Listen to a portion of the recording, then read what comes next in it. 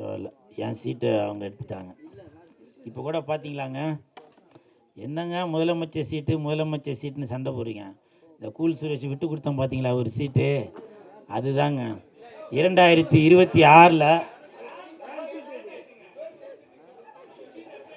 சரி சரி பரவாயில்லப்பா, 2 பெண்களுக்கு நடுவுலையாச்சும் கூல் சுரேஷை உட்கார வைக்கணும்னு தோணுச்சுல, அந்த இயக்குனருக்கு என் மனமார்ந்த நன்றிகளை தெரிவித்துக் கொள்கிறேன்.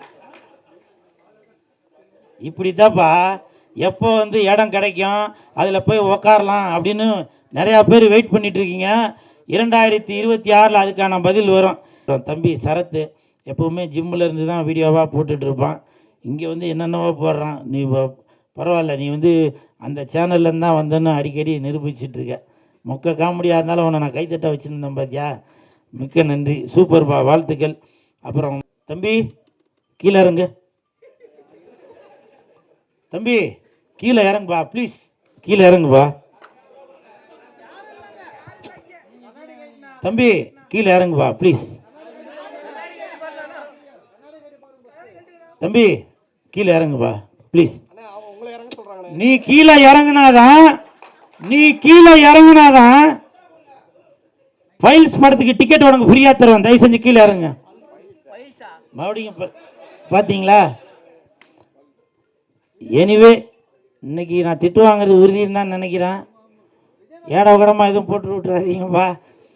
நான் எப்போவுமே விஜய் சாரோட ரசிகர் தான், சரிங்களா? அப்படி போடாதீங்கப்பா, நீங்கள் எதனா ஒன்று போட்டு விட்டுறீங்க. இன்ன வரைக்கும் இந்த கூலுன்னு பேர் வர்றதுக்கு காரணம் விஜய் சார் தான். அது நிறையா பேருக்கு தெரியுமா இல்லைன்னு தெரில.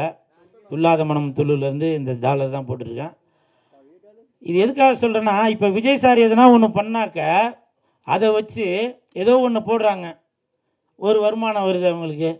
அது மட்டுமா, தொப்பி விற்கிறாங்க, விஜய் சாரோட கட்சி பேர் போட்டு துண்டு விற்கிறாங்க, அவங்களுக்கு ஒரு பயன் இருக்குது. அப்போது அவங்களுக்கெல்லாம் பயன் இருக்கிறப்போ இந்த கூல் சுரேஷ் விஜய் சாரோட ரசிகனாக இருக்கிற நான் பயனடையக்கூடாதா? விஜய் சார்னால இந்த பல்ஸ் இந்த பல்ஸ் படத்துக்கு விஜய் சார்னால ஒரு ப்ரொமோஷன் கிடைக்கக்கூடாதா? சொல்லுங்க. ஏதோ ஒன்று எழுதுங்க சார், ஏதோ ஒன்று எழுதுங்க. நான் அதை பற்றி எதுவுமே சொல்லலை. எந்த பிரச்சனை வந்தாலும் அதை சந்திக்கிறதுக்கு தயாரிப்பாளரும் ஜெயிலுக்கு போகிறதுக்கு பேர் என்ன நவீன் சாரும் ரெடியாக இருக்கிறாங்க.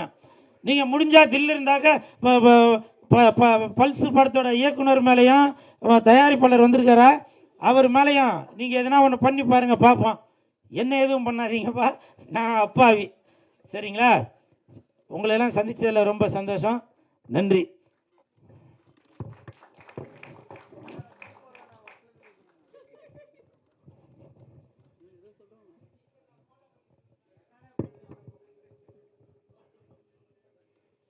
மிக்க நன்றி.